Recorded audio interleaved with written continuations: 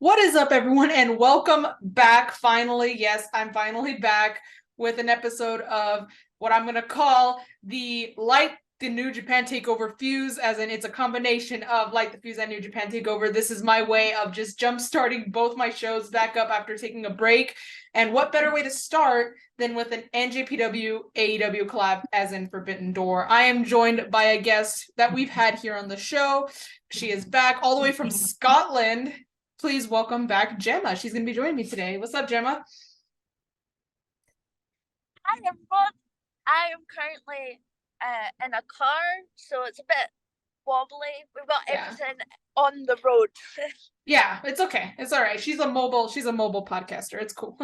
She does things on the go, but I'm just glad that I have someone to do this with, because again, I don't like doing it by myself. So the fact that she's here doing this with me in the first place, I'm very grateful. But we're gonna try and speed run this because I don't have that much time, and I know Gema probably has stuff to do also. But we're gonna just quickly go through it. I'm just gonna say right off the bat, I don't think we're gonna cover the 0 hour, only because I didn't watch all of it. I watched it in the theaters for the first time, and I showed up and everything was already like happening. I think the first match I caught was El Phantasmo's match, which I'm glad I caught. But I was like, the fact that I was that late, it just goes to show how much I didn't watch. But if Gemma, if you watched, I don't know if you just want to quickly recap like what you enjoyed, what you didn't enjoy from the 0 hour of Forbidden Door before we get into the actual match card.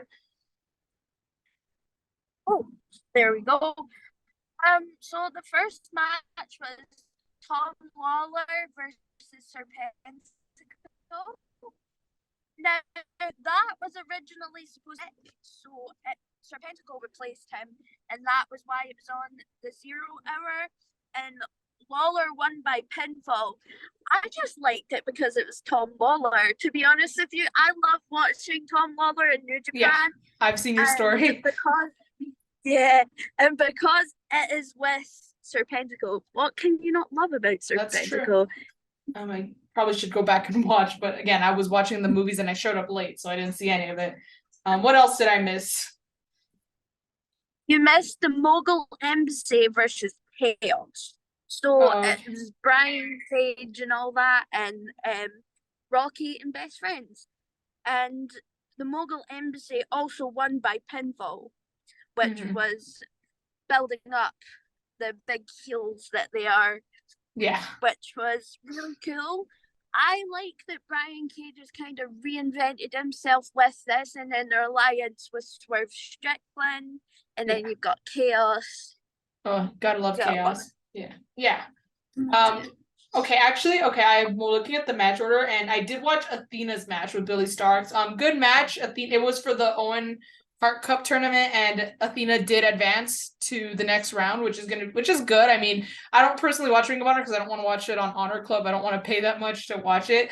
So, because of that, I haven't really seen much of Athena since she is the Ring of Honor Women's Champion. So it was good. It was like a nice refresher. Like, yeah, this is, someone who I love to watch wrestle and stuff.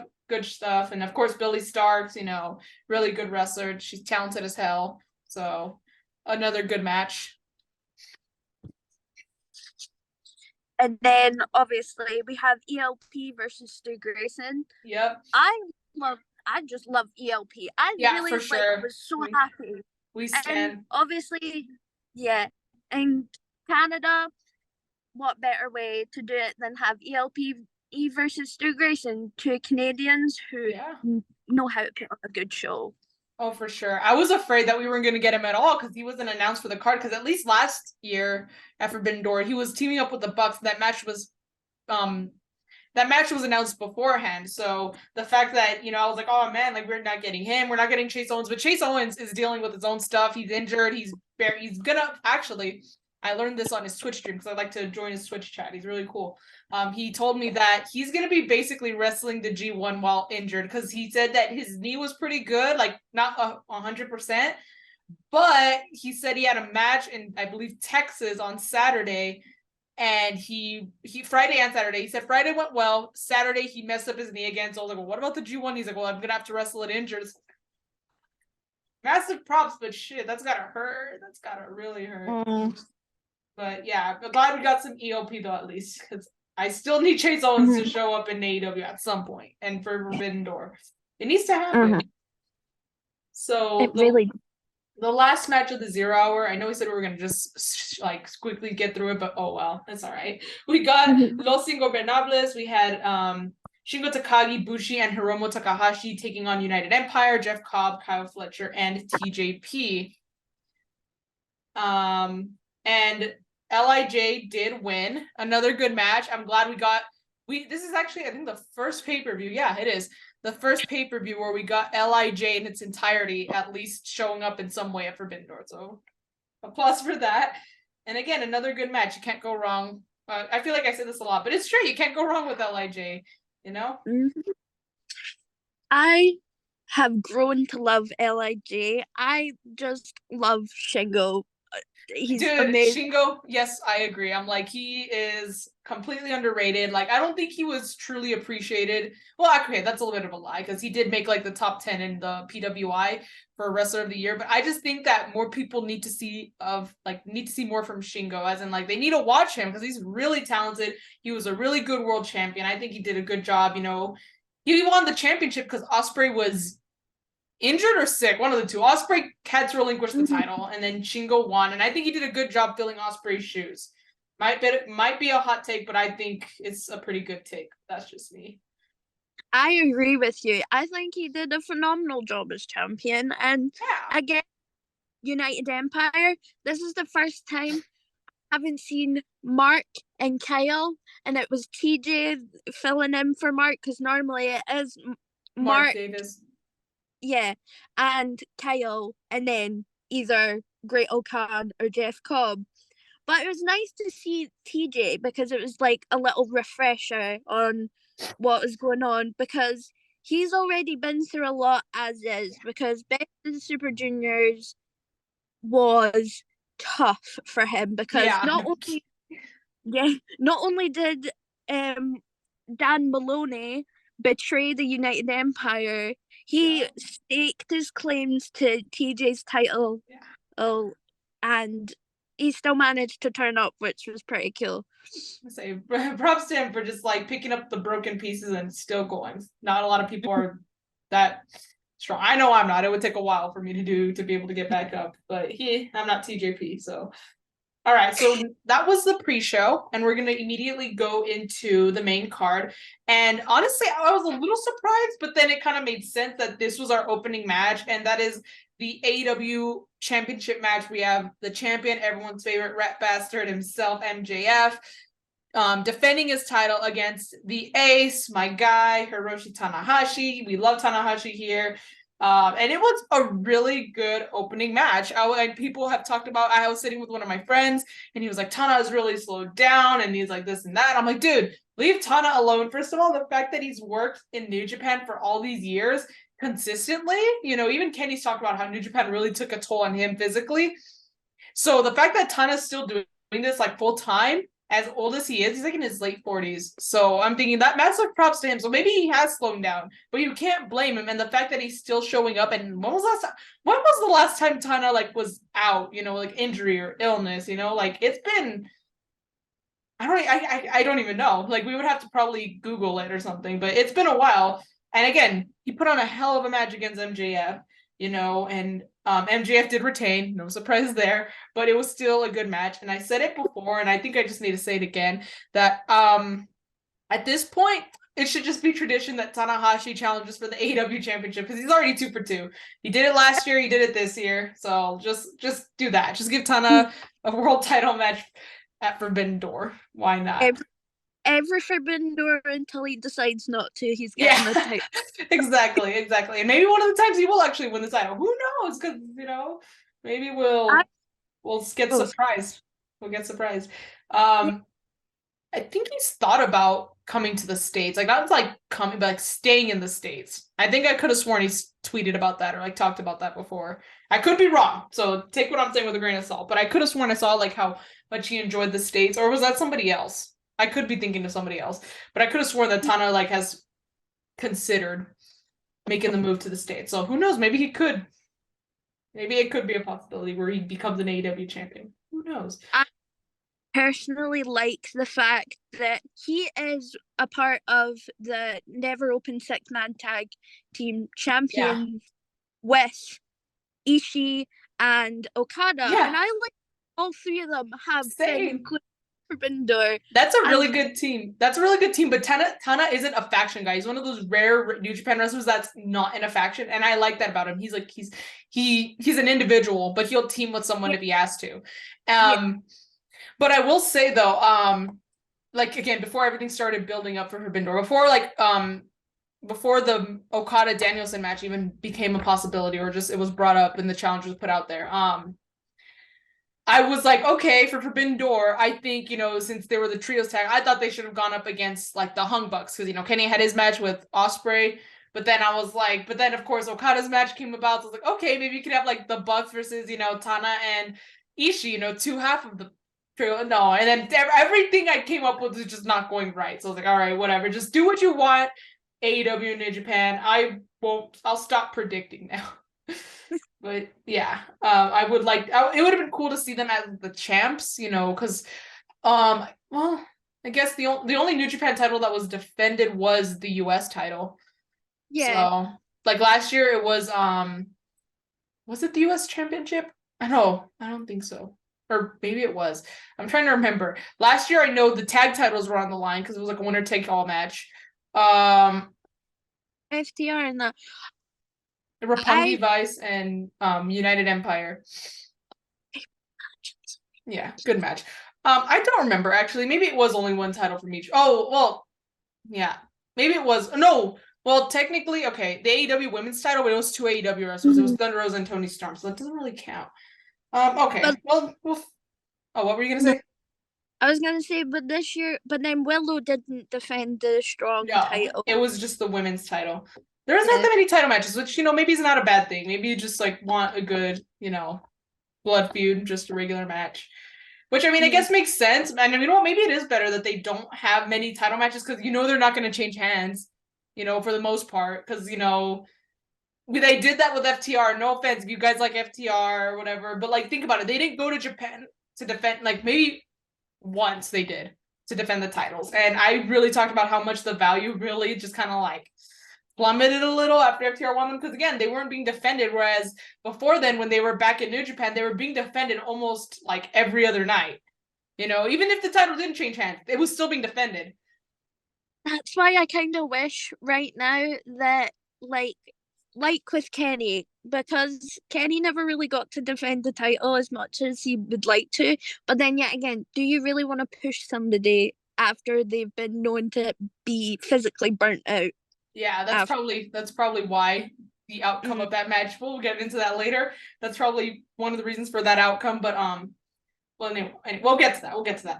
We're on to the second match now. Another Owen Hart Cup tournament round. It was the men's round. We had CM Phil, CM Punk, whatever you want to call him, that guy from Chicago that everyone loves, except the people who are not in Chicago, taking on Satoshi Kojima. I love me some Satoshi Kojima. I love me his lariat. His literal is cozy lariat, which I mean, come on now. So, really good match. Also, I didn't think that they would I'm not saying I had no faith in any of them, but I was just like, the original plan was Kenta versus Punk, but Kenta pulled out because he didn't want to lose to Punk, which I mean, no offense, I don't blame him.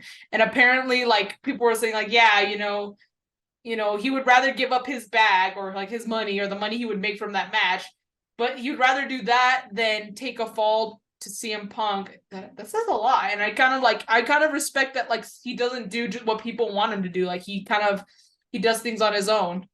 Yeah, it's not if I want to do it, I'll do it. But because I don't want to do this, then I'm not doing it. It's exactly. Rightfully so. Can't force him to go do something. But honestly, my favorite part was I saw that Kojima posted that when he did that elbow drop, he elbow dropped where the sun don't shine and the crown jewels. Yeah. I saw the video.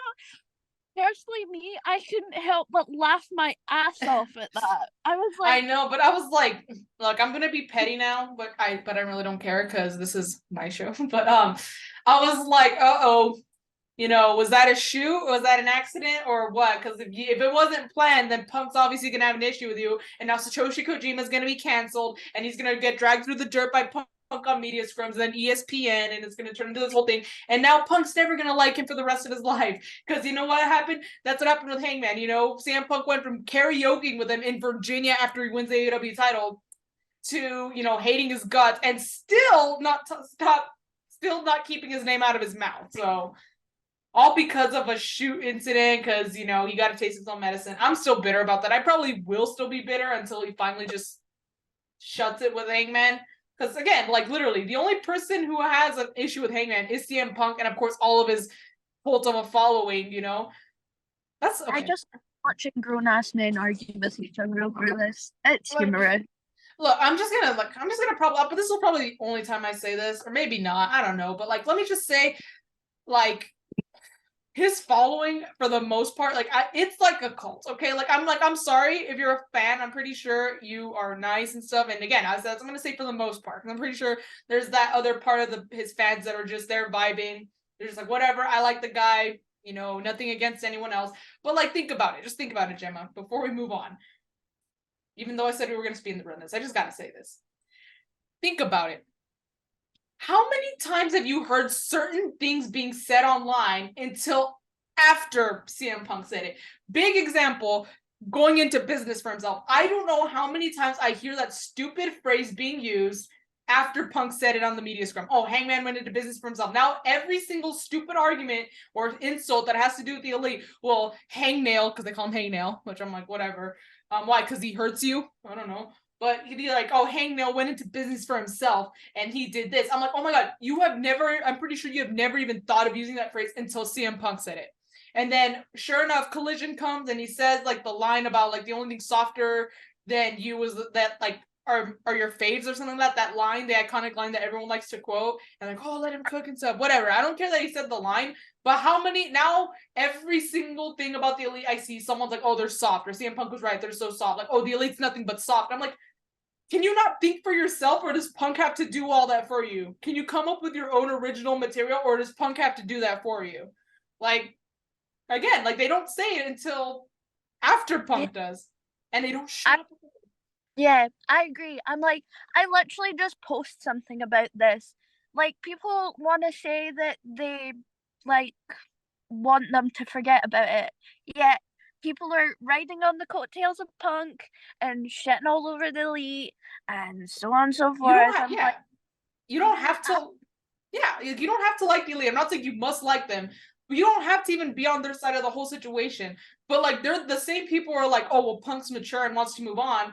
Also, them are the ones bringing it up. Like, how many times have you heard anyone from the Elite bring this up? Like, it's been brought up to them, like on Renee's podcast. Renee brought up the situation to Kenny, you know, but Kenny didn't even go into detail on it.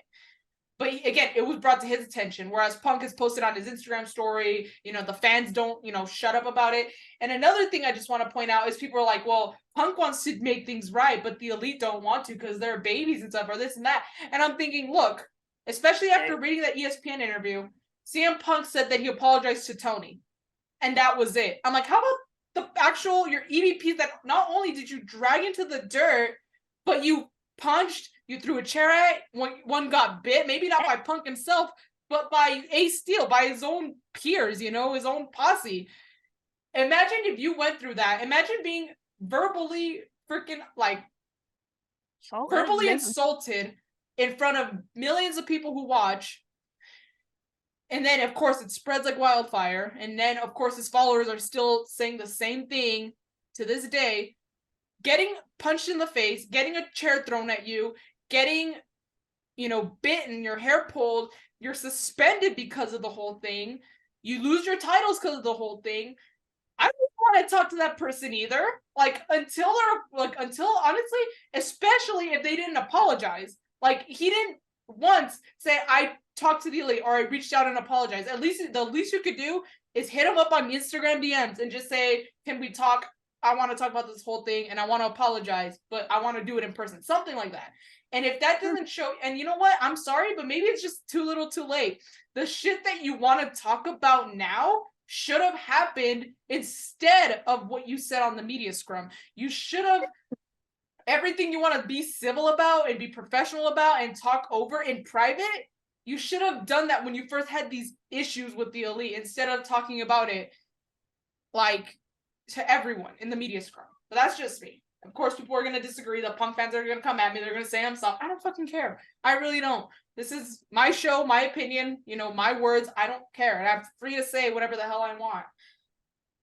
No, because you're actually completely 100% right. Like, I don't like Punk, but I'm not gonna actively crap all over him. Like, I just prefer the Elite more because they've actually made a more of an impact on my life. My friends who are CM Punk fans are the sweetest people ever. They're the only Punk fans I want to interact with. Yeah. Because I don't hold that I like the Elite more against me or anything like that. Like, I do the same to them. It's just really annoying because, like, I want to watch wrestling. I'm gonna take wrestling as it is, but sometimes I want to throw my phone away and drown myself in the toilet. Yeah, exactly. It's just yeah, too and much. it's crazy because like that's why I'm like when I'm active on Twitter, it's just like I'm interacting with like a wrestler. Like I tweet to them or I tweet about something. But I've never really voiced my opinion on Twitter because of that. Because I'm like, even if it's like something simple, like, oh, maybe like something simple, like I think this match was better than this match. Oh my God, some people will attack you and make you feel like the worst person because of it. And I'm not here to make people feel bad for liking CM Punk. Like whoever the hell you want, but like it has to be a two-way street. You got to respect who I like and not insult the people I like. Or if you can insult them, but just don't insult me for being a fan of them. But Yeah, we're living in a wrestling world and that's just not gonna happen. So yeah. I said my piece and we're just gonna move on to the third match, which was Orange Cassidy defending the International Championship against Zack Sabre Jr., Katsuyori Shibata, and Daniel Garcia. Gemma, Oh what are man. your thoughts on this match? When this got announced, I was really excited because I love Zack Sabre Jr. and I love the fact that he's in TMDK now. I'm just like, Yeah, yay! he got offered the shirt and Oh, I was literally sobbing when I saw it. I think Shane Hayes knows that I was crying when he joined. But yeah, like honestly, there's so much history within that because you have Shibata. He's already faced Daniel for the pure title, or he's had history with Daniel within the pure title, and then you have Zack Sabre Jr. and then Orange Cassidy. They've all had some form of connection with each other already or interaction. And yeah. Orange Cassidy, whether you like him or not, like with what he does in the ring, he is a fantastic champion. His hand, like he went through all that with his hand and still wrestled as good as he did. He's proving to be an amazing champion, no matter how boring people think he is in the He's ring. not boring. He's entertaining as hell. I mean, did they not watch his match? Not even this year, but last year at Forbidden Door against Claudio Castagnoli. That was a fucking good match. His performance in the G1. What year was it? Was it 2021 or 2022? Where he should have won. Like he was so close to winning. Like I think he just missed the finals. I think it was 2021.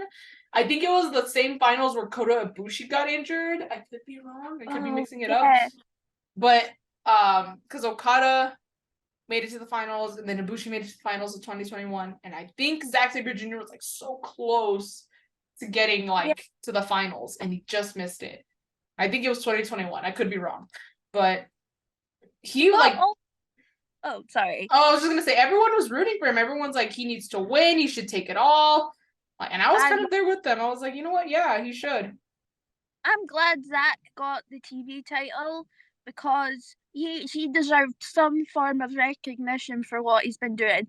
Orange, Exactly. great champion throughout, hurting himself as well and going through that hand injury. People thought he was boring. People weren't like really excited to like go into this match. People really thought Daniel Garcia. Sorry about that. Daniel Yeah, okay. Garcia. Uh, take it all. To be honest with you, I'd happily see at least like a one-on-one match between any of these guys, and I'd be satisfied because they put on an Yeah. absolute amazing match. I thought Daniel was gonna take it too, only because I was like, if not him, who's gonna beat him? At this point, I'm like, who the hell is gonna be Orange? I feel like this dude's gone up against everyone. Like, I say this all the time, and I said it about Sonata's match. I was like, it should have been Hangman. It should be Hangman. Like, just give it to Hangman. Of course, I'm biased. I love me some Hangman, so of course I'm gonna say every answer. It should be Hangman. But no, yeah, really good match between the four of them. Shibata could still go. You know, he was forced into retirement, sort of. Like, technically it was retirement. In 2017, he came back in 2022. He had his 5-minute exhibition at Wrestle Kingdom, you know, just to kind of like dip his toes in the water, just to see how he can, like, you know, go. And now he's the Ring of Honor Pure Champion, right? It's the Pure Champion that he is. Yeah, he's now holding gold in Ring of Honor, still going, and it's just crazy. If you like would have thought in like 2018 and stuff, or 2017 when the injury actually happened, like, you would have thought that, like, oh, if you would have told me then that Shibata would be not only wrestling but like holding a title, I'd be like, okay, like, you're stupid. You're like, wait a minute, what? Yeah, exactly. But no, he's going, he's thriving, he's doing good. So that's perfect. Love to see that. Pat on the back to him for that. Exactly. So we have the next match, which we kind of referenced just right now, and that is Sonata's match. We had him, the IWGP World Champion, which he is doing a really good job at. I'm going to give him a thumbs up for that. Taking on his open challenge opponent who answered the open challenge, Jungle Boy Jack Perry. So not only was this a pretty good match, but it wasn't so much the match, but what happened after the match. So I'm just gonna quick share my thoughts on the match. Really good match. Again, we kind of knew Sanada was taking it, but it was a good match, good opponent. You know, kind of elevates the title more, because, you know, with a good opponent and a good title defense, you know, it just really elevates the validity, if you will, of the title, how much value it has. So good match. But Gemma, I want to see your thoughts on the match and what happened afterwards. You want to tell the people what happened afterwards? You know, I was really excited to see Jack take on this open challenge in Sonata, because it was just, even though it was kind of like, oh, wait a minute, what?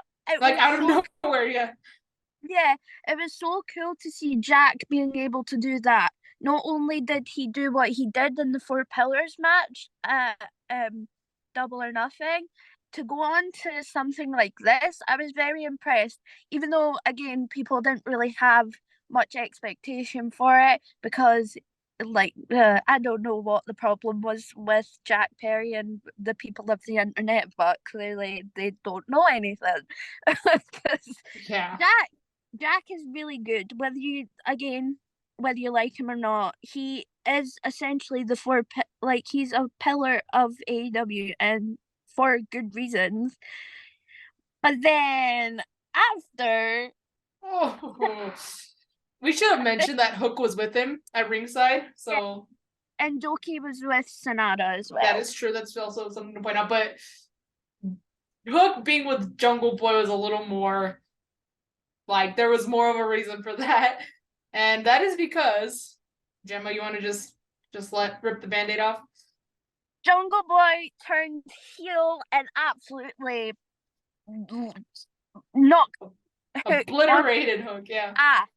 And I was like, what is Taz thinking right now? And then I saw a picture. Man's livid. You should go on Twitter. You'll see that he will defend his son to the day he dies.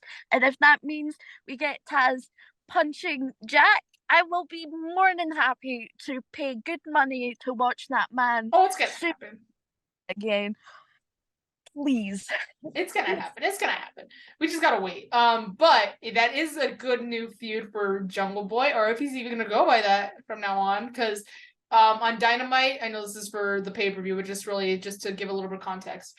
The Dynamite that happened this past Wednesday, right after Forbidden Door, Jungle Boy came out. He came out to his usual, entrance music, Tarzan Boy, but he completely told him to cut it off, and he told, he was just cut this promo And he said a pretty funny line about how he's cashing checks and banging the hottest bitch in the place. I was like, oh my god. And he's of course referencing Anna Jay, which I mean, hey, I mean, more power to him. He has a hot girlfriend. Um, but yeah, so he turned heel on Hook. We're probably gonna get an FTW title match at some point, and I'm pretty sure Jungle Boy's gonna probably take it from Hook. But it's okay because now Jungle Boy will finally get some singles gold as he deserves. So we'll just have to wait and see. And I probably have to start calling him Jungle Boy because I'm pretty sure he's gonna start going by Jack Perry. Of course, I was like making jokes with my friends because I was like, "Oh my god, he turned heel." It was just like honestly, it was almost like as an unexpected heel turn as like Sami Zayn, just so like these sweet guys turning heel is just kind of unexpected. Like Bailey, that's a heel turn I wasn't expecting. So Jungle Boy is kind of the same way, like a really sweet guy. You know, I thought he was gonna always be a baby face. Nope, he turned heel. So I'm like, dude, evil Jungle Boy's, yeah, he's gonna come out with like straight hair, and I'm gonna scream because I'm gonna be so scared. Like I'm waiting for him to do something evil like that. But but yeah, it is the Christian Cage influence, and I oh, for feel sure, like, yeah, I just feel like he came out pretty much in almost an identical, like almost turtleneck and the like black leather, turtleneck, the brown leather jacket, yeah. and you could tell Christian kind of like wrangled his way in there again. Maybe they'll reunite, but as heels, which would be pretty cool. Because Luchasaurus is the TNT champion, which is cool. But now maybe Jungle Boy and Christian go for the tag gold. Oh, Who knows? Who mm-hmm. knows? Or maybe again he gets the FTW championship and then Christian Cage. I don't know what he does, but he's maybe just they'll be a heel team together. Maybe the three of them go after the trios titles. How about that? And then that'd be something. Them But we'll for just be so cool. yeah, we'll just have to wait and see. Okay, so the next match we're gonna get into, personal favorite of mine, is the Elite, aka the Hung Bucks, aka Hangman Page, Matt Jackson, and Nick Jackson, or the Young Bucks, with Eddie Kingston and Tomohiro Ishii taking on the Blackpool Combat Club, which is Jon Moxley, Wheeler Yuta, Claudio Castagnoli, I guess newest member, Konosuke Takeshita. He's officially with the group, right? I believe so. They announced that, and Mox's son Shota Umino, or Shooter, whatever you want to call him, but Mox's son, I knew it. I think I said this a few times on the New Japan Takeover also, that Konosuke Takeshita is Mox's other son. It's just needed to wait for it to happen, and now it did happen. Takesha's with the Blackpool Combat Club. Mox got his two boys, so pretty cool. Really good match also. Gemma, I'll let you take over. Tell me your thoughts on this match. I was literally this was one of the matches I was feeling the most like nerve-ridden for, because as you know, you have Don Callis, obviously being Don Yeah. Callis. So I was Yeah. like, what is going to happen there with that? And then we also had Eddie, the whole thing with Eddie and John again. That was Oh, another thing. the pop But they got. yeah, it gives me chills. It gives me literal chills. Yeah. I just could watch these guys fight each other forever because it's just that good. Yeah, no, it was. Honestly, okay, I will say, we didn't get as much Bucks in the match. The Bucks weren't in there, but it was a 10-man, so I'm like, okay, they can only be there for so long. But what they did, it was the stuff they did have pretty cool.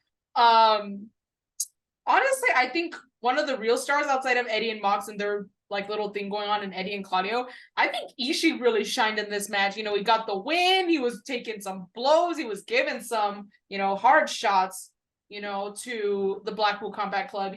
You know, there was that one shot, that one elbow he took by Takeshita, and he fell over. I thought it was like, oh shit, like it's not. This is real. Like this isn't the match.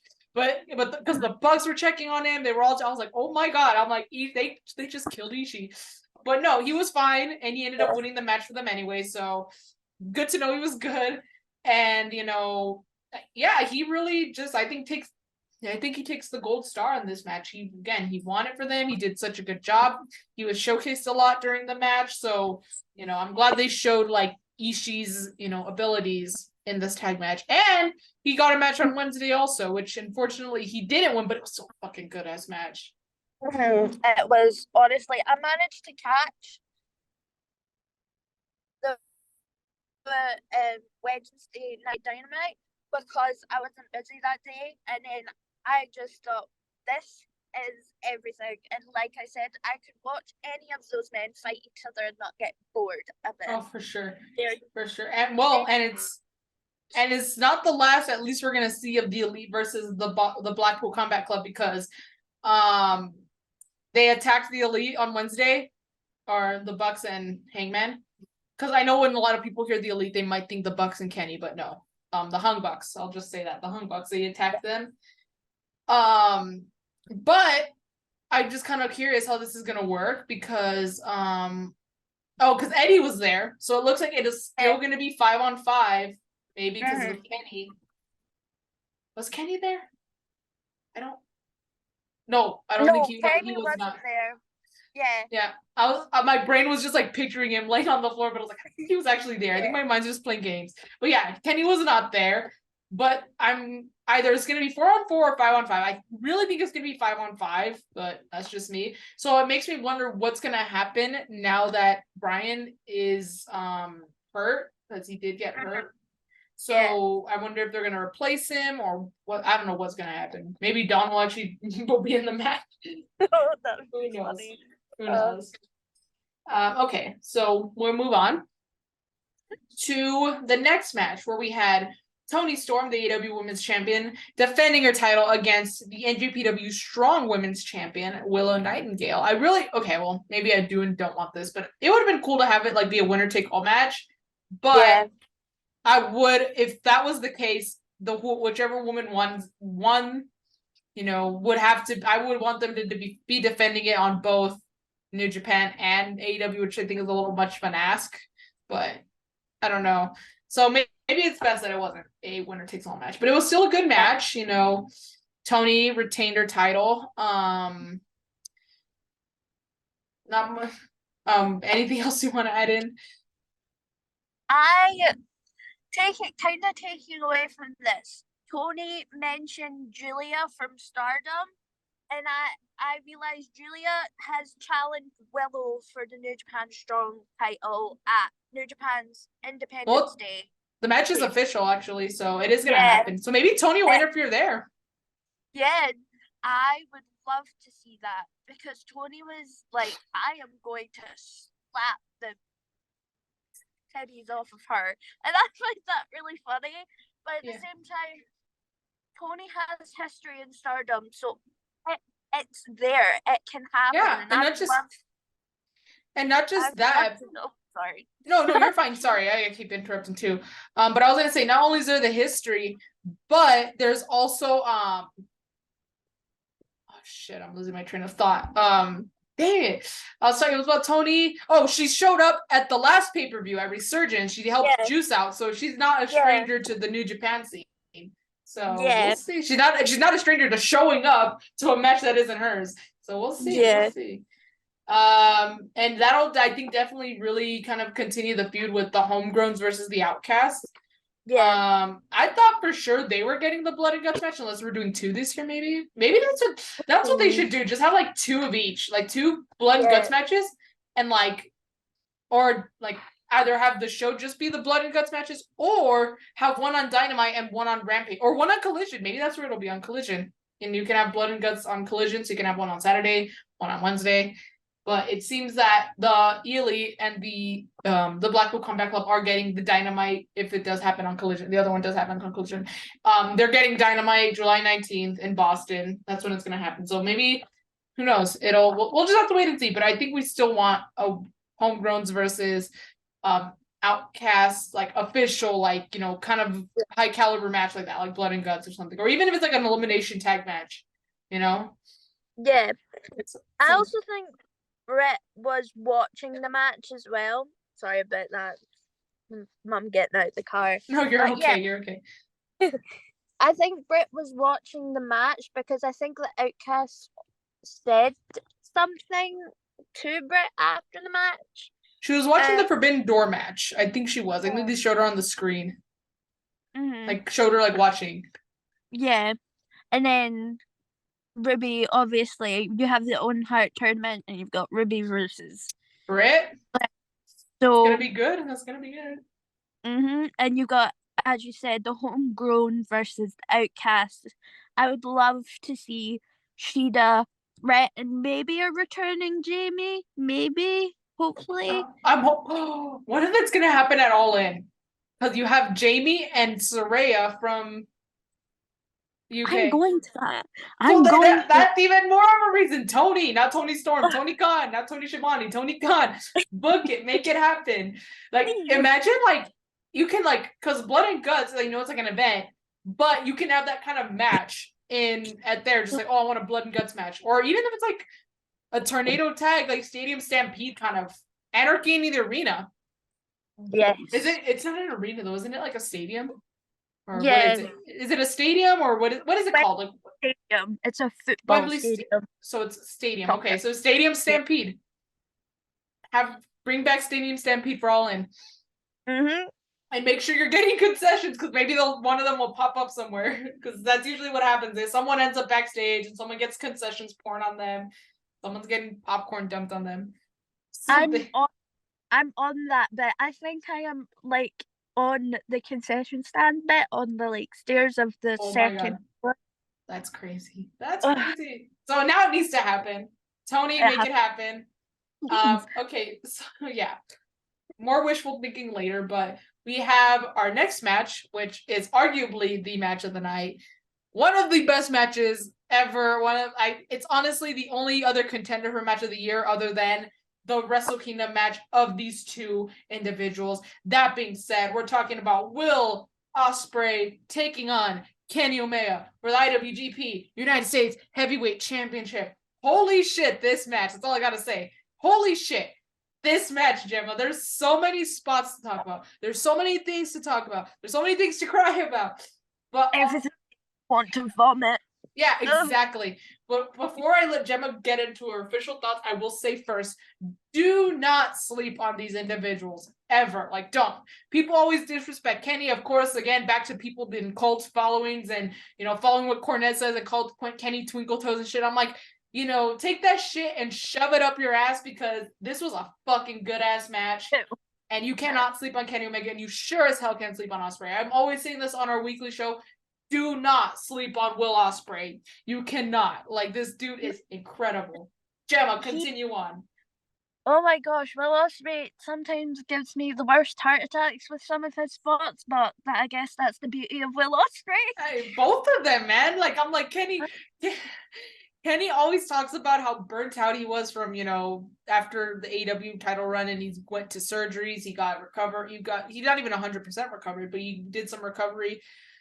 He talks about how much of a toll his body has taken from all this wrestling without really taking a break. And then also Kenny does matches like these. I'm like, Kenny, like, calm down, bro. It's cool. We still love you and we want you to be here for a long time. Please just slow it down. Take it down a few notches, man. You're giving us heart palpitations. And don't get me wrong, we appreciate it, but dude, I'm like, we love you, okay? And we're concerned. We don't want you to hurt yourself really badly. We just got you back, okay? Like, I'm sorry. Maybe I have like PTSD. I don't know, because we got him back in 2022. August. It's almost gonna be a full year since Kenny got back. Oh. But August, I will never forget the date. August 17th, 2022, Kenny came back. We get him for like 10 days worth of wrestling, as in Dynamites, pay-per-views and stuff. And then the whole all-out situation happens. And then we lose them again until November. I'm like, look, I cannot go through this much Kenny absence. Okay, so Kenny, if this means you have to take it down a notch, please, just for us. As much as I love this match, I'm like, you can't do us like that, dude. Come on. I don't want to have any more Kenny withdrawals. Exactly. The Kenny withdrawals were real. And when Kenny was out with injury and stuff, but for the better part of 2022, I couldn't go back and watch his matches because I knew I was gonna cry. Like, I was just gonna feel sad because of how much I missed him. So I didn't watch any Kenny for a very long time, and I was like, I don't want to go through that again. Maybe it's a little easier. I was able to go back and watch Kenny stuff like between All Out and Full Gear because I knew he was coming back at some point.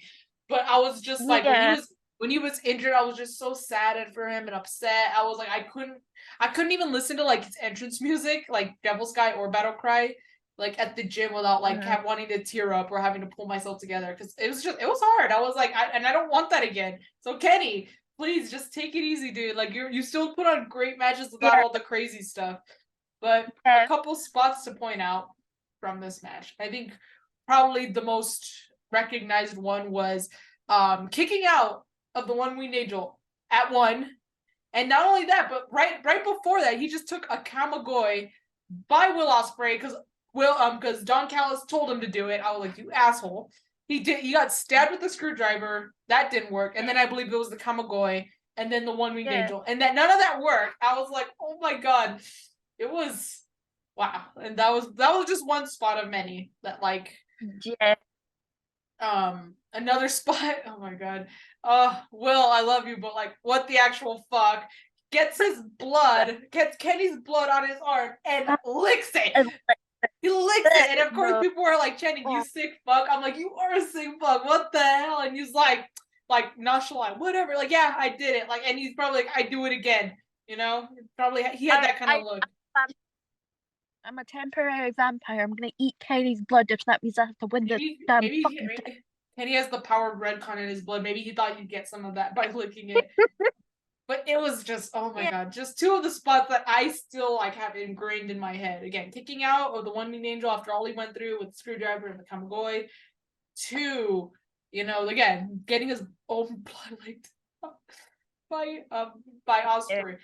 And I was gonna say also, when Will taking a DDT onto the stairs. Literally the rest of the pay-per-view, you just see his blood spot on the side of the stairs. His blood's just there as a reminder that someone's head was on those stairs. You know, the spot that scared me the most, as I said, was the Tiger Driver one because it looked like Kenny landed on his neck. But oh my God, yeah, that was another ugly spot. Like, oh, it looked like he was doing this. Yeah, that just made me want to vomit. I didn't want to watch anything else from the match because I was like shriveled up on the inside and I had to go out and do like working stuff, like volunteering, and I didn't want to look like I was suffering. Yeah. Because they're gonna think that you don't want to be there when really you just had you just watched like you're traumatized basically. But yeah, that was, I forgot about that spot. That was a very ugly spot. I was worried for Kenny too, but apparently he's okay, which is good. I mean, he has a match next week on Dynamite, so that has to he's good. Kenny lives.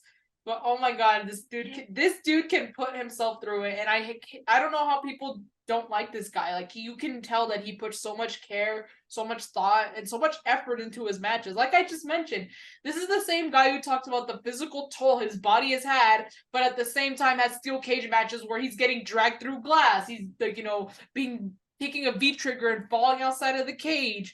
He's taking screwdrivers to the head. He's taking headshots, into the table. Like, he wouldn't even do the thing where you put your hands down to, like, block it. Like, no, head, table. Like, that was Kenny. Head to the table.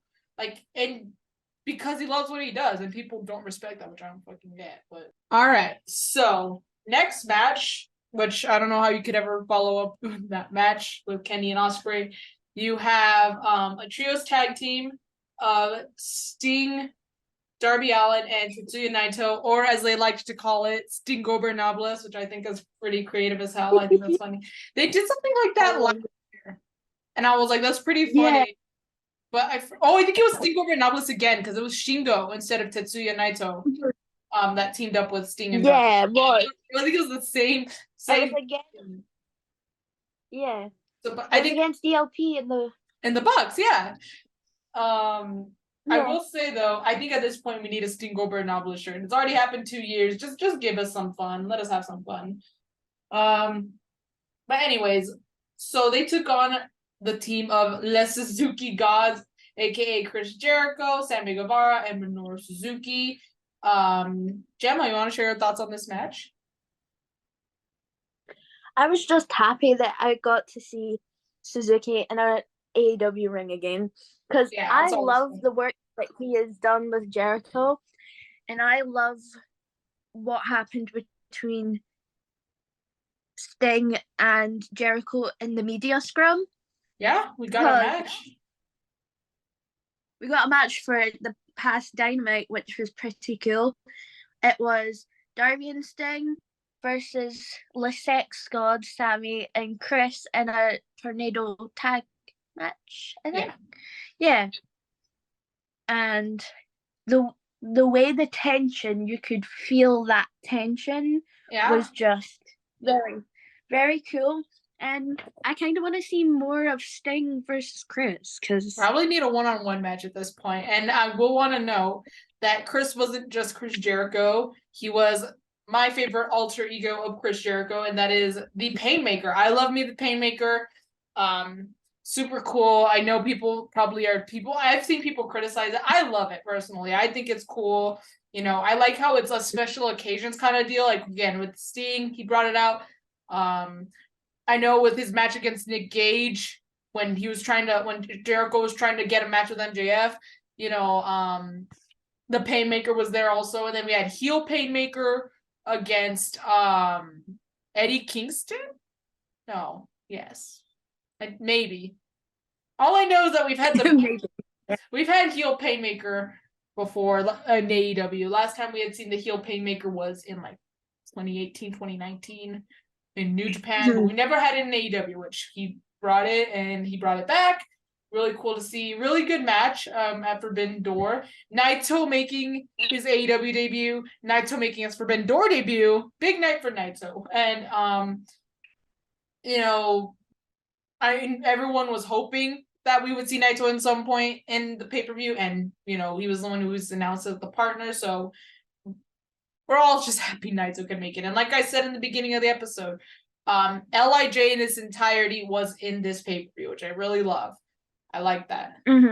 Maybe next year we can get LIJ, you know, all of LIJ, so Naito, Takagi, Takahashi, Bushi, 4 against 4, some other faction in AEW, or yeah, maybe like, well, okay, if we're doing AEW versus and New Japan, then yeah, you know, we can have the 4 of them against the 4 of, because they did, well, sort of something like that with against Noah when it was pros of Noah and New Japan. I believe it was the first time they did this, which was like 2022. 2022 was the first time they did this, and it was like one member from each faction from LIJ took on a member from another faction, Congo, I think is what it's called, from Noah. And it was pretty cool. I believe that faction actually just recently broke up, which was kind of sad. It's almost like, not because someone turned heel, they just kind of with Suzuki Gun, they just said, oh, that's it. Which, big sad, but I mean, I guess, you know, it is what it is. But yeah, still, I will say though, I would like to see, Gemma, are you there? Okay, I just want to make sure. sorry. No, it's okay. I just wanted to make sure we didn't lose you again. Because this will be edited. It would be edited, but at the time of recording, it's edited out. But we lost Gemma. Her phone died, so she got kicked. But it's okay. Just want to make sure that wasn't happening again. But I would want to see Naito versus Sonata, because Sonata did leave LIJ, and obviously leaving was probably the best thing he could have done, because you know the most he's accomplished in LIJ was the US title. You know, he held it for a bit, then he lost it. He was part of the Tanahashi curse of the US title, because Kenta got injured and then Tana won, and then I believe who beat Tana for it? I think it was like, trying to think. I think it was Sonata, and then Sonata got injured, so he had to retain it. And then Tana won it back, and then it was Juice, but then Juice got sick with appendicitis, so he had to retain it, and Tana won it again, and then Ospreay won the title, and then that's how we got to the whole Kenny Ospreay thing. But yeah, that title was cursed. Because when Juice got appendicitis, I think we covered this when we last talked Yeah. about him missing out. That was when he won the title. And I was like, oh, come on. I was getting excited for Juice Robinson having the title back. Maybe not. Who knows? Yeah, but basically Sonata was part of the Tanahashi US title curse, because again, if you won that title off of Tanahashi, you were gonna have to give it up in some way. You were gonna get hurt, you were gonna get sick, you were gonna get appendicitis, something was gonna happen to you. So I think we've all learned our lesson. We've all learned our lesson. Do not give the US title to Tanahashi. Or else whoever wins it from him, No. be careful. But yeah. So yeah, I would like, but besides that, back to Sonata again. I would like to see him defend the title against Naito. It would be cool to see it happen at Wrestle Kingdom. I'm not gonna lie. So maybe Naito finally gets his moment. I know his ultimate goal is to go back to Wrestle Kingdom. As I don't know about as the G1 winner, but I just know that for sure his goal. He's talking about his ultimate goal being going back to Wrestle Kingdom and winning the big one. So let him do it. Like this point, and it'd be cool because it was like former leader of the faction or former member versus the leader of the faction that Sanada left. So yeah, would be cool to see. But anyways, now we move on to our main event. One of the dream match in the making. The match I think everyone was Krispy Kreming themselves for. Kazuchika Okada versus Bryan Danielson. You're good. Bryan Danielson in a singles match. Good match, really good match. Which apparently Bryan Danielson got injured during. Didn't know that. He got injured. He fractured his arm, which is what I mentioned earlier about what's going to happen with blood and guts since he's hurt. He fractured his arm, and it was worse than they thought after they got the x-rays done. There's like a clean fracture, like clean in half. You have two bones in your arm. One of them is just completely like in half. Almost like you took celery and just the bigger one on his arm. Yeah. So he's gonna be out for a bit. That being said, he is gonna miss blood and guts. So I just want to know like what's gonna happen then. But that's besides the point. This is about his match that he had with Okada. Really good match.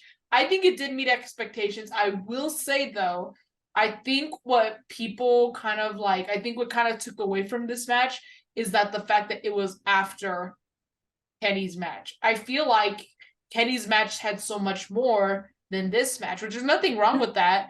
But that being said, it probably would have been better if they flipped it, like flip the positions on the card, because that way you don't you don't compare. There's nothing to compare. It's not like, oh, well, how are you going to top the United States title match if But that's just me. But it was still a really good match overall. And Gemma, I want to hear your thoughts on it.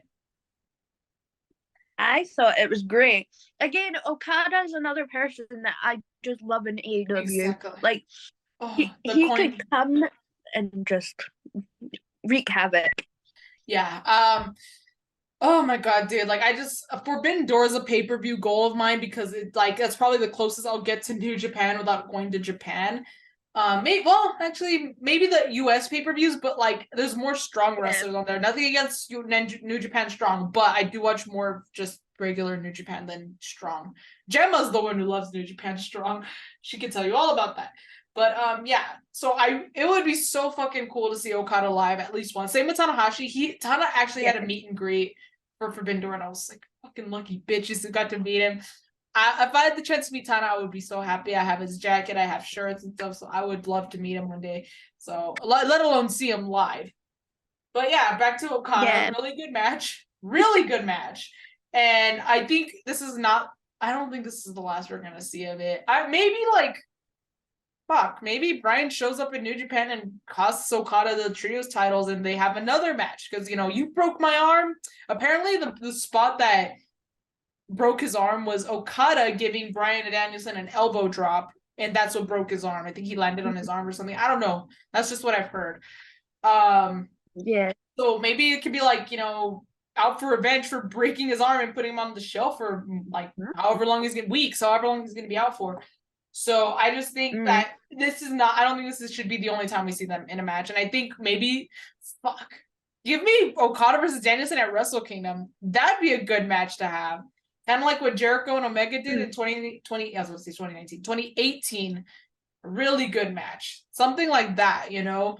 Make it a no DQ match so we really can, like, you know, have fun with it. But these two had great in-ring chemistry. They put the best match they could. It was a really good match. And again, I really think we need to see more. And I'm pretty sure I agree with everyone else wanting to see more. Yeah. And we got the final countdown. We got the final countdown as Bryan Danielson's entrance. Like, oh my god, in the theater, we were all marking the hell out because we're like, it was like almost like, no, it's not real, but you're still hearing it. So it is real, but you're still hearing it. Such a good I was telling my mom in the car, I was like, if I was really wanting, like, if he heals by the time of All In, right? If I get to belt the final countdown, I will have died happy. You know what I mean? I was gonna say you would be getting a lot if, you know, because I'm pretty sure you'll get to see Carry On Wayward Son, because I'm pretty sure the Elite are gonna be there having a match. That's gonna be cool. And then if the final countdown's there, forget it, man. Oh my gosh. And if with Chris Jericho you get Judas, there's gonna be a lot of singing. You're gonna have a little concert on your hands. I'm just gonna be screaming if I get just drink a lot of water so your voice will be saved. If I get to yell, it's all about the boom part of Adam Cole's song, and after, there's so many possibilities. I made this prediction on my weekly show. I think we're getting, and I think we should be getting, MJF versus Adam Cole for the title, and I think Adam's taking the title off MJF at All In, because I think you need something huge like that to happen at such a big pay-per-view like All In, which is apparently like they have like already like at least I think pushing 70,000 tickets already. Like, that's crazy. People were like, they're not even gonna get 20,000 tickets, they're not even gonna get 30,000. And of course the haters are pushing their expectations higher because, again, they're not even gonna get 10,000. Gets like 50,000. Well, they're not gonna sell out. I'm like, dude, if they sell out, I'm gonna laugh my ass off. And even if they don't, 60,000 plus people are already gonna go be sitting there. And that is the biggest audience an AEW pay-per-view has ever had. That's bigger than some WWE pay-per-views. So, and people, that's who they like to compare it to. So I'm just like, you know. This is my first ever AEW event. I manifested this for years. Well, I'm getting it.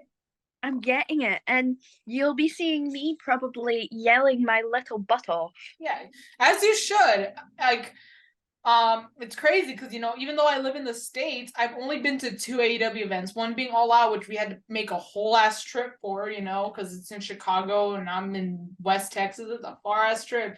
So that's the thing though, because I can't really go to AEW shows, let alone most wrestling shows, without making a big trip out of it, you know, because some people tell me, they're like, you know, oh, well, you live in Texas, why don't you go to the shows in Texas? I'm like, well, fuck, the closest they've gotten to us, other than the El Paso show, which, you know, I'm from El Paso, is like not even Corpus Christi, because Corpus Christi is still like a 9-hour drive. Like maybe San Antonio, and that's still like 6 or 7 hours. That's still a trip. I would have to book a hotel. I would have to book, like, rent a car. I have to, like, book, you know, get the ticket. It would be a whole trip for a TV, like a Wednesday night show. So I'm just like, so we did the pay-per-view because it's a pay-per-view. It's a little different. But yeah, I've only been to 2. So yeah, it's just crazy. But I hope you really have a fun time because, again, you'll never forget your first AEW show. I know I didn't. Little did I know so much shit was happening in the back when my first AEW show. Yeah. But like you said. Oh, sorry. Oh, no, go ahead. Sorry. I'm just gonna stop. Go. Like you said, I have to travel all the way to London. This was the closest that I was going to get to AEW because I live in Scotland, obviously. How far is London from you? Roughly about 3 to 4 hours. I know it's not a lot, but like it's a far drive. That's actually a lot for a drive.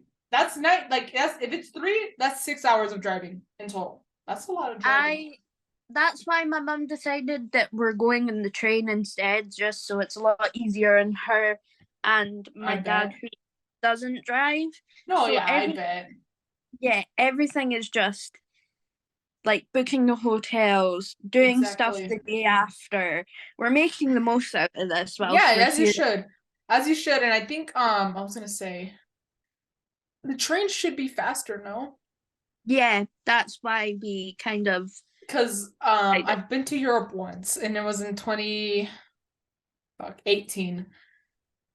We took a train from France to Spain and it was only like 6 hours. I'm like, that's not bad. That's not bad, going from France Mhm, to, and it was Paris, France, so that's like northern France. So mhm. I was gonna say, I was like, the train has to be faster, which it is, and that's good because you don't have to do any of the driving and you get there quicker. So Yeah. I don't think we have, well, if we do, not here in El Paso, but I don't think we have trains. Or maybe we do. It just, actually, I think we do. I've just never taken one. I think we do have a trains. Like obviously we have tracks, but like it's of course for transport Yeah. like goods. I've never seen anything about transporting people. Usually we drive or fly, which I mean, driving is easier, it just takes longer. Flying is just super expensive. So, okay, back to the main point, which is the main event. Really good match. Um, and yeah, I hope Danielson gets better soon. I hope Okada's doing all right. We'll love to see him soon. He sent out like a tweet thanking the fans and stuff, which I mean, oh, we love you, Okada. Okay, we love you, Okada-san. So really quick before we go, I want to ask Gemma. I want to give you the opportunity to say what match you liked the best and who would you give like the wrestler of the week to or of the pay-per-view to. So it can be more than one because I do this all the time when we do picks. I'm like, I can't pick just one most of the time. So, but at least the match, just train the match, just keep it at one. But the wrestler, free, but it's free game. You can say whoever. You already know what my match is gonna be. My match too. So go ahead, just say it for both of us.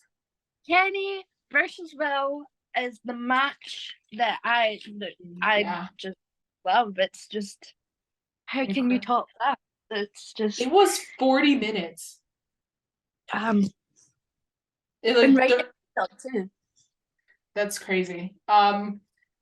We need a rubber match. I know technically this is the third time because apparently like back in 2015, that thing it was 2015 is when they had their first match together. But I mean now, like AEW ish, the New Japan AEW kind of modern day, modern. 2015 is modern, but you know what I mean. We need the official rubber match between these three, and dare I say, make it at Wrestle Kingdom?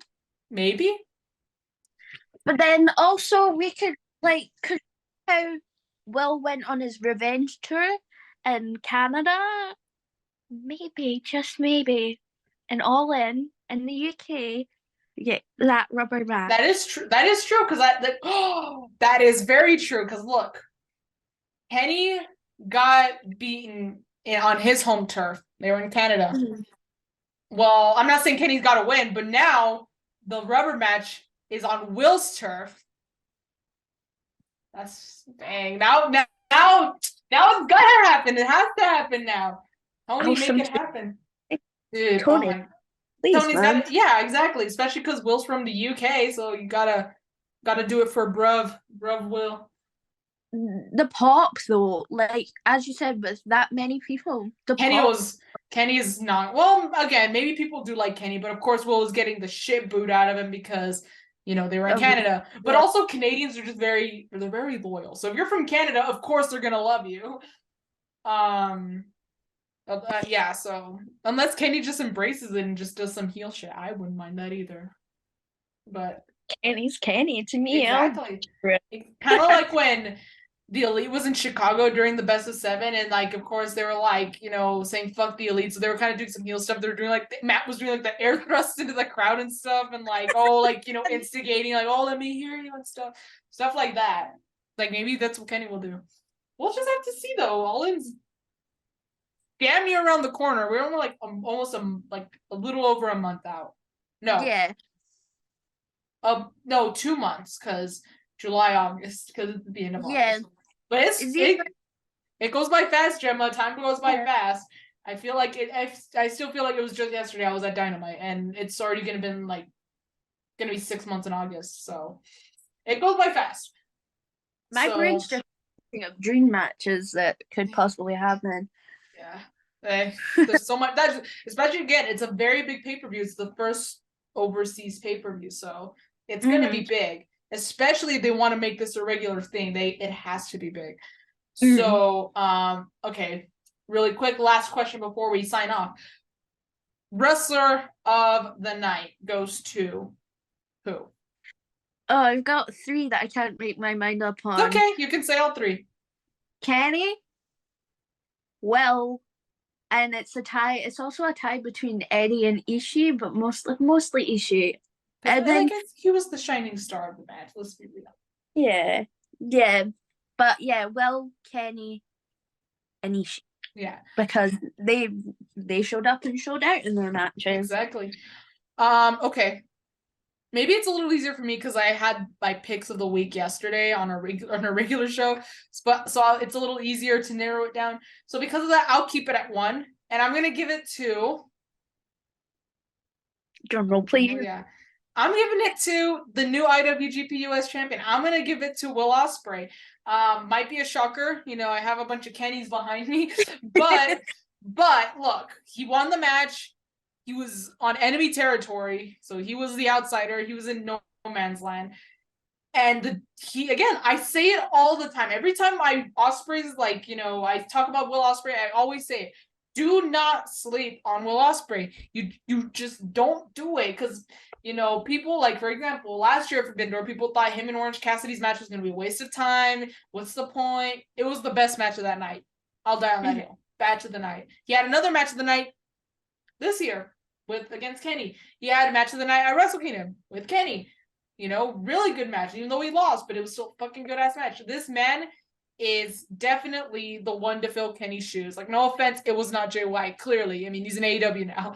So I think Will is doing literally what Kenny expected of him, and that is taking over as the top face, the top foreigner of New Japan. Because, of course, the face, you already have a Tanahashi, you have Naito, you have Okada, you got people, Japanese talent, holding down the fort, being the face for Japan. But the foreign talent, that is definitely going to Ospreay, and he's absolutely killing it. So I did say that if Ospreay lost, I would want him to win the G1. But now, since he won, I think Naito should win it. I also think that Will needs a really good opponent, if he beats Kenny again, which I think he might, and I think probably is the best way because, unless it ends in a draw, I don't know. But I think make it a 2 out of 3 falls match. That's how you should do it at All In. But I think Will should win, not only, because he has home field advantage, but also because I just don't think Kenny is ready to commit as much time as probably needed to be a champion in New Japan. And again, talk about the physical toll it took. So it'll probably be best just to keep the title off him. And if he wants to do New Japan stuff, that's fine, but just let it be a blood feud. Just let it be without a title. But that's just the match at Wembley doesn't even have to be for the US title, in my opinion. True, that is true. Just the 2 out of 3 falls, just again, blood feud. And it's gonna be bloody if it is 2 out of 3 falls. And no time limit. No time limit. Don't give them a time limit. Let it be a 75-minute match. Let them two kill each other because again, it's the rubber match. If there's no title for it, there's not it's gonna hurt Will because he just won the title, or it's gonna hurt Kenny because no, it'll be really who wants this more, who's gonna prove themselves. So I think it should. Yeah, I don't think it should be for the title. 2 out of 3 falls, no time limit. But anyways, we're complete. But yeah, Will Ospreay for me, man of the night, man of the hour, man of the pay-per-view. So that was our recap of AEW New Japan Forbidden Door. Is the second year they do this. I hope it becomes a tradition. I'm hoping that maybe because they already did. They did one in Chicago. They did one in Canada. I wonder where they're going to do it next. We can only see. But I will say, I'm very looking forward to it because this year's, I think, was so much better than last year's. So I hope they keep this momentum going with each Forbidden Door pay-per-view. And again, I would like to see maybe more title on the line, but as long as whoever wins is willing to go to that company, and actually work there and defend the title. But that's just me. So, Gema, thank you so much for joining me. Tell the people where they could find you and if there's anything you're up to or what you do. You can find me at Gema_wrestling2, GEMA_wrestling2, and GEMA_wrestling on Twitter, and the Instagram is Gema_wrestling2. All right. And you'll see me floating about there. You'll probably see me talking about wrestling, making edits, just doing that. She makes really cute edits. Yes, you should see her. And she takes requests. So if you want to request one or like a picture you want edited, she'll do it for you. And she does a really good job. So you hit her up if you want an edit of any wrestler you want. She does anything. I've seen it all at this point. So okay, you can find me on Instagram and on Twitter, mostly Instagram because Twitter is scary, at Y2Garcia_. If there's no underscore, it's not me. That mistake has been made. Again, just be on the lookout for this episode that you will find on youtube.com/sheliteshowcase. We are pushing 200 subscribers, so please go subscribe. We love the support. We love it all. If you want to know more about She Elite Showcase, you can follow Katie, who is the host of our weekly show, She Elite Showcase. You can follow her at KatieWrestling13 on Twitter. She has the link tree in her bio. That will take you to all things She Elite Showcase, including our Twitch, which is where we stream our weekly show every Thursday night for 6 p.m. Eastern time, 6 p.m.-ish. I'm usually late, so it's not always 6 on the dot. But twitch.tv/She Elite Showcase is the way to go. We have merch. Link is in the link tree in Katie's bio. You can go check that out. We also have other shows that we put on YouTube, including Inside the Mind of and In the Crowd, which are Katie's shows. We have my 2 shows, like The Fuse and New Japan Takeover, which this is a combination of both. I'm hoping, especially because we're going to take a little break in August, to put more of these shows out there for you guys. And expect Gema. She's probably going to be my go-to for most of these because, she was very reliable in this case, so I definitely want to go to someone who's very reliable, so I'm gonna probably be going to her more likely than not. So be on the lookout for more shows from New Japan Takeover and Light the Fuse, and more Gema, which we enjoy having her on. And I think that's it. Oh wait, one more thing. Gotta shout out the guy, the musical mastermind himself, Justin. I'll leave his at right here at Heel Tactics. He's the musical mastermind behind all the music that She Elite has for all the shows and everything. So without him, we'd have no music, would be a lost cause. So thank you so much, Justin, for, just hooking us up with some awesome music for our shows. And I think that is it for now. But like I always say, when in doubt, go to Katie's bio, go to the link tree in Katie's bio on Twitter. But until then, bye. Bye-bye.